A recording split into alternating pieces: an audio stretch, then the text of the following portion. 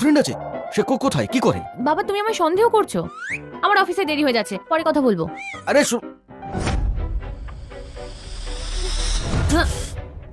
শেখদা, তুমি এখানে চাকরি করতে এসেছো? আমায় বলনি তো। দারুণ ব্যাপার, আমিও তো এখানে চাকরি করি। আমাদের বিয়ে হয়ে গেলে আমরা একসাথে যাতায়াত করব। ডিরেক্টর, ইনি কি আপনার গার্লফ্রেন্ড? না না, ও তো সেই পরিবারের নকল মেয়ে। আমার কোনো সাহায্য করতে পারবে না, আমি ওকে চাই না। অদ্ভুত তো, ও আমায় না চেনার ভান করছে কেন? শুনলাম সবচেয়ে বড় লোকের মেয়ে ইন্টার্ন হিসেবে জয়েন করছে। ওকে বিয়ে করলে তো আর কোনো চিন্তাই থাকবে না। ঠিক, সবচেয়ে বড় লোকের মেয়েকে আমিই বিয়ে করবো। জ্যাক দাঁড়াও।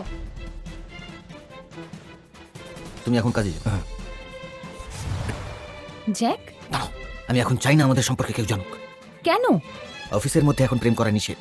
এখন আমার উন্নতির সময়, লোকে সব নষ্ট করতে চাও। চিন্তা করো না, আমি কোনো ক্ষতি করব না, তোমায় বিরক্ত করব না।